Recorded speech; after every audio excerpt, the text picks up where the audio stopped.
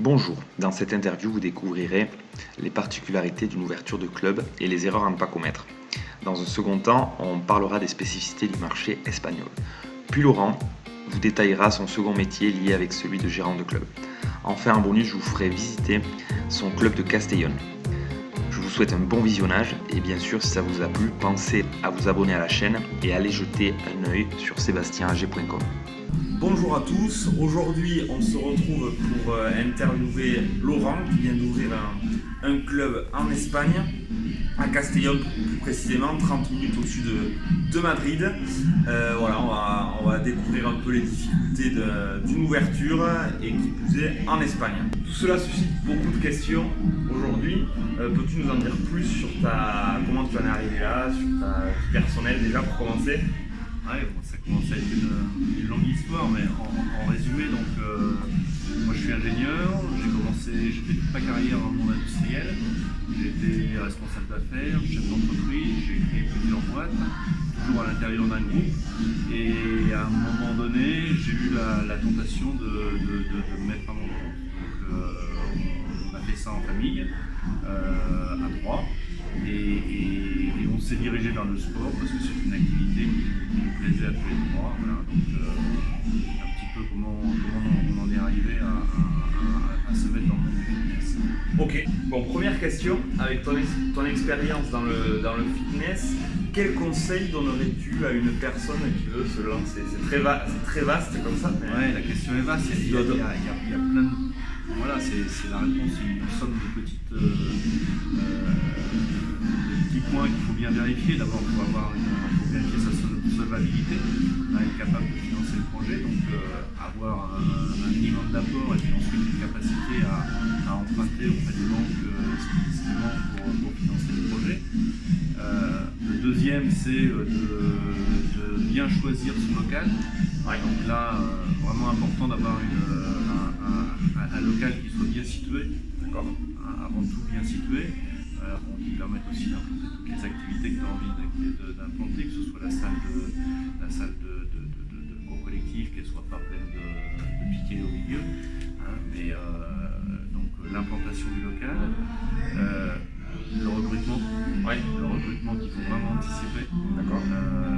Alors plus en France qu'en Espagne, mais c'est vrai que le recrutement c'est vraiment quelque chose de fondamental. Il faut avoir une équipe dynamique, compétente et qui a envie de partager cette aventure. À chaque fois c'est une petite aventure avec nous. Bien sûr. Donc je crois que c'est les 3 points qui sont les plus importants au départ.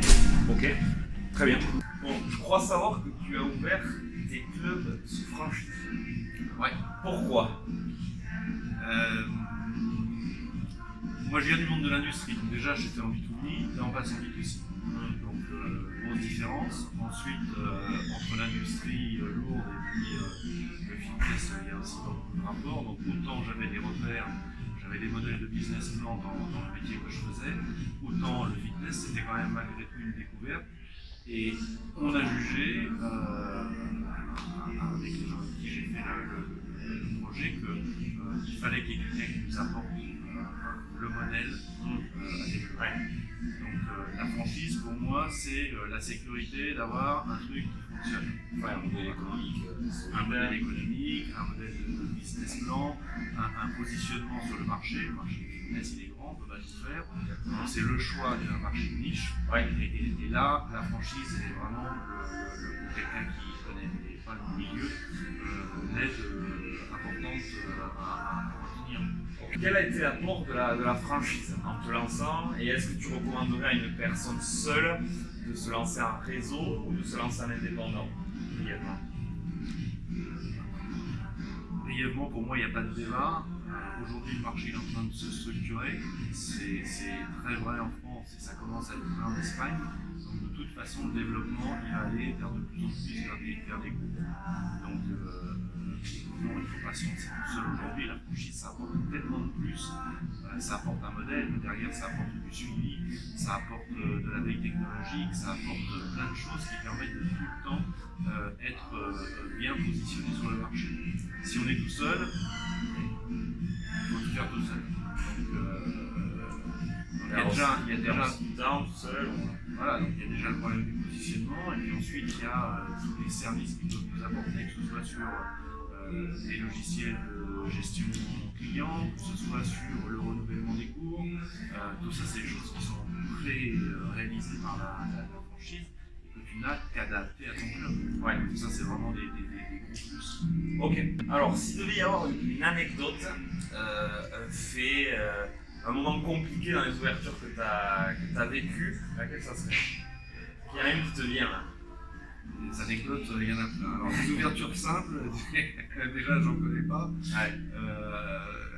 Non, des anecdotes, bon, c'est la dernière qu'on a eue, c'est on reprenait un local là, sur Castellón qui était déjà une salle de fitness avant. Donc, on a fait un certain nombre de vérifications, donc on sait que le fondamental était bon. À 3 jours de l'ouverture, on s'est aperçu qu'il n'y avait pas d'eau chaude dans le vestiaire. Donc changement de chaudière, pompe pour remonter la pression parce qu'ils sont en étage. Voilà, donc, voilà. Le détail qui tue à 3 jours de l'ouverture. Super. Et donc oui, voilà, la vie d'entrepreneur, c'est ça quoi. C'est ça, c'est être capable de réagir, voilà, parce que bon, finalement c'est pas dramatique. Hein, oui. C'est trouver voilà, identifier le problème et trouver le fournisseur qui va te résoudre le problème, voilà, et payer. Évidemment, les bonnes surprises. Voilà. Là, maintenant que tu as un peu plus d'expérience, combien de temps en moyenne il te faut pour passer du projet à l'ouverture réelle du club? En moyenne. En moyenne, je pense que. Alors, le projet, là, si tu n'as pas encore fixé ta zone de recherche, entre le moment où. Voilà, si tu fixes ta zone de recherche et le moment où tu ouvres, il faut 6 mois. Il faut 6 mois parce qu'il faut le temps de. En franchise, c'est ça? Ouais, en franchise. Ouais. Il faut le temps d'identifier le local, de le faire valider par le franchiseur. Là aussi, tu as pas de intéressant parce que tous les locaux ne sont pas équivalents. Une fois que tu l'as fait, il faut faire ta chiffrage par différentes entreprises. Ouais. Aller chercher un complément de financement à l'avant. Mettre. Bon, finalement, le chantier, c'est la partie la plus rapide parce qu'en 6 semaines, on peut le caler. Et puis en parallèle. Selon l'état du local aussi. Selon l'état du local, mais bon, globalement, 6 semaines maximum, c'est suffisant. Après, en parallèle, il faut conduire la phase de recrutement, lancer le plan de com, etc. Mais là aussi, le franchisseur on sait aujourd'hui que le marché espagnol est moins structuré que le français, mais qu'il y a un taux de pénétration un peu plus fort, qui est de 10%, quand le marché français est environ à 8%. Pourquoi, la première question, pourquoi tu es parti en Espagne? Est-ce que c'est personnel? Est-ce que c'est purement business? Alors, il y a d'abord très clairement une question personnelle. Donc nous, on avait envie de vivre au soleil. En plus, cette vie espagnole, on la connaît parce que j'ai eu plusieurs expériences professionnelles en Espagne. Donc c'est un mode de vie, un rythme de vie qui nous convient. On avait envie d'être à la mer, à Castellón, l'opportunité s'est présentée. Après, je pense que c'est clair que le taux de pénétration sur le marché espagnol est plus important que le marché français. Mais par contre, c'est un marché qui n'est pas du tout industrialisé. J'entends par là que si tu prends le secteur de la distribution, il y a 20 ans, les Espagnols comme les Français, ils se sont structurés autour de grands groupes, Carrefour, Corte Inglés, Mercadona, Alcampo. Voilà. Donc ça, cette mutation-là du marché, une multitude d'acteurs individuels vers des grands groupes de réseau n'est pas encore faite. Donc il va y avoir une transformation du marché. Chose qui est faite de plus en plus en France. Chose qui est pas totalement réalisée, mais aujourd'hui il y a quand même 4 grands acteurs sur le marché français qui sont dominants et on ne voit pas bien comment ça pourrait changer. Il va certes continuer à y avoir une évolution, mais les grandes lignes sont tracées. Ici, c'est pas encore le cas. Ici, c'est pas le cas. Donc, beaucoup d'acteurs individuels qui ont des belles offres d'ailleurs, mais qui n'ont pas la force d'un réseau, que ce soit en termes de communication, que ce soit en termes de partage de coûts sur la préparation des cours, par exemple. Donc, ce marché, à mon avis, en tout cas, c'est mon avis, va se structurer très rapidement. Quelles difficultés tu as rencontrées en tant qu'investisseur français pour monter un club en Espagne? Oui, bon, Là, c'est vrai que là, on a vécu quelques petites anecdotes. On parlait d'anecdotes tout à l'heure. Bon, oui, c'est un petit peu plus compliqué pour un Français. On nous a demandé beaucoup de garanties. Et comme on n'avait pas de patrimoine en Espagne, il a fallu le monter avec des contre-garanties de nos banques françaises. Donc le montage a été assez long à réaliser. Voilà, c'était surtout sur le montage financier, puisque les banques espagnoles ne pouvaient pas se protéger, enfin n'avaient aucune garantie. Exactement, elles sont pas Il fallait faire le lien entre l'Espagne et la France. Elles ne sont pas structurées pour aller rechercher l'investisseur si par hasard il se plante. Donc, comme elles ne sont pas structurées, elles ne veulent pas prendre le risque et demandent donc des contre-garanties à des banques françaises qui, elles, le font sur la base de ton patrimoine que tu peux avoir en France. Et tout ça, j'imagine que ça rallonge les délais un peu de... Ça nous a bien rallongé le délai. Voilà, on s'est pris 4 mois de plus. On sait que la fiscalité espagnole est différente de la française. Est-ce que tu penses au niveau du club qu'il va y avoir une différence de rentabilité par rapport à tes clubs en France? Oui, qu'il y a un petit avantage à être en Espagne ou pas? Il y a effectivement un avantage. Alors, on va prendre le coût global peut-être plutôt que la fiscalité. Donc déjà en termes de charges, les loyers sont quand même un petit peu moins chers qu'en France. Moi, je pense que c'est entre 20 et 25% en dessous. Ensuite, tu as les charges sociales qui sont nettement moins importantes que ce qu'on peut avoir en France. Et en dernier lieu, le niveau de rémunération. Donc, pour un salaire de débutant en France ou un salaire de débutant en Espagne, c'est à peu près 50% d'écart. Tu as 3 coachs pour le prix de 2. Ah ouais. Voilà, donc ça te permet d'avoir une offre un petit peu plus... Et en plus, je crois que c'est 40 heures plutôt que 35 heures en France. C'est 40 heures au lieu de 35 heures. Donc là, tu me dis que tu as 3 40 heures pour le prix de 2 35 heures. Exactement. Alors quand tu débutes, après, bon... Oui, après, bien sûr. Il peut y avoir des évolutions différentes, mais quand tu débutes, si tu prends des débutants, le salaire conventionnel, il est 50%. Le salaire de départ conventionnel. Quand on parle de l'ensemble chargé. Ok. Allez, ça c'est intéressant. Donc loyer, masse salariale, tout ça, un peu plus bas qu'en France. Donc, absolument. Bon, derrière la fiscalité, elle est globalement équivalente à la française, mais sur les charges a priori, celles que tu as supportées, là il y a des économies substantielles. Après, bon, il faut être capable de vendre les mêmes prix qu'en France. Le marché espagnol a aujourd'hui un niveau de prix tout à fait correct par rapport au marché proche de celui français. Proche de celui français, voire supérieur à celui français. Supérieur, pourquoi supérieur? Le marché est structuré différemment, ce sont des acteurs indépendants, il n'y a pas eu une vraie approche des low cost, même si aujourd'hui on a quelques groupes qui commencent à s'intéresser à ce marché-là. Et pour l'espagnol, il y a un intérêt à avoir, ils aiment bien les gros clubs et les beaux clubs. Donc, et ils sont prêts à payer.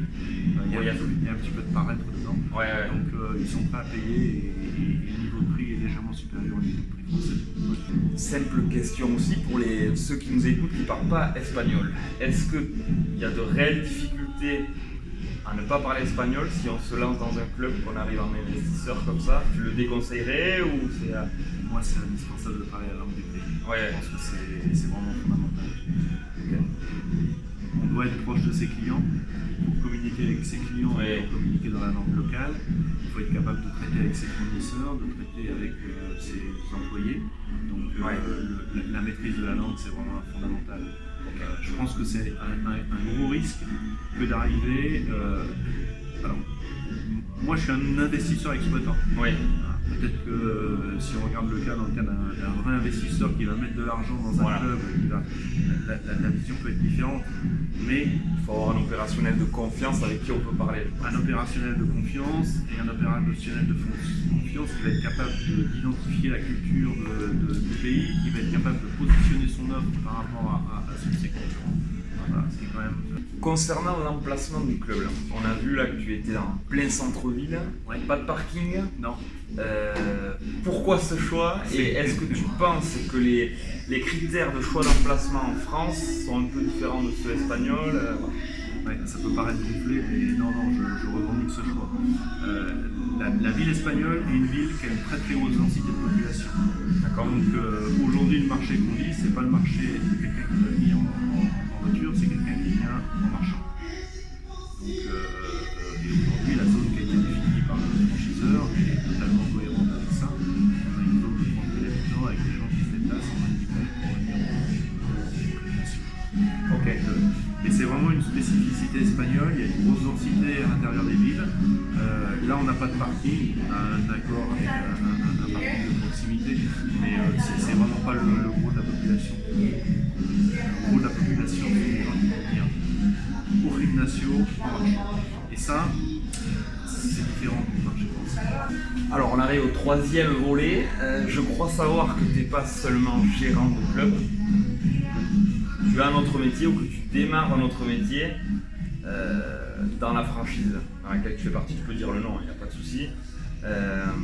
Quel est-il? Est-ce que tu peux en dire plus? Tout ça. Ouais, bon, nous, toute cette aventure, là, on l'a faite avec l'Orange Bleu. On a choisi l'Orange Bleu pas par hasard, on a choisi l'Orange Bleu parce que l'Orange Bleu met le client au centre de ses préoccupations. Donc, et toute l'organisation, toute l'offre, elle est construite à partir des besoins du client. Donc ça, c'est vraiment un concept qui nous plaisait et il nous plaît tellement. Et de notre côté, on avait une expérience espagnole qui fait qu'on s'est proposé pour développer le marché espagnol.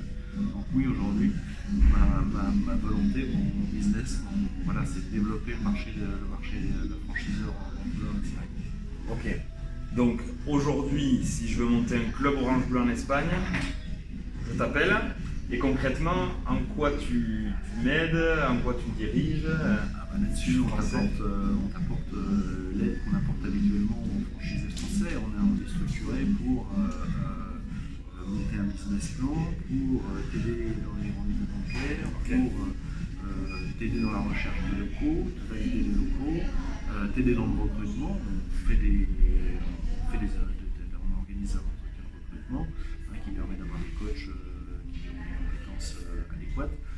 Ce qui n'est pas forcément facile en Espagne parce qu'il n'y a pas le même degré de compétences. On n'a pas le BPGEPS tel qu'on peut l'avoir en France. Donc les diplômes sont un petit peu en dessous, donc il faut faire attention au niveau de recrutement. Mais on est structuré pour toute cette phase-là. Et derrière, il y a un accompagnement qui est proposé à chaque franchisé dans le suivi de son club, à travers des audits réguliers, à travers le suivi du CRM. Donc oui, on est structuré pour faire ça. Est-ce que tu serais d'accord si je mets tes coordonnées en description de la vidéo? Si des gens veulent te contacter pour des conseils ou pourquoi pas ouvrir un club en Espagne, est-ce que ça pose problème? Est-ce que je peux le faire? Avec grand plaisir. Bon, j'imagine bien, Avec grand plaisir. mais voilà, c'est vrai que c'est important de se faire aider, je pense, quand on arrive dans une autre culture, un autre pays. Ouais. Voilà, c'est bien d'avoir. Bon, merci pour tout. Est-ce que tu as un dernier mot pour les gens qui t'écoutent? Un dernier mot, si vous êtes motivé par l'Espagne, c'est un beau pays. C'est un pays où il y a de la place aujourd'hui.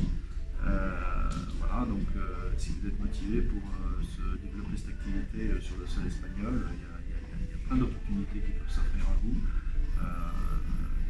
Dans le nord, dans le centre, dans le sud, sur la côte, en montagne.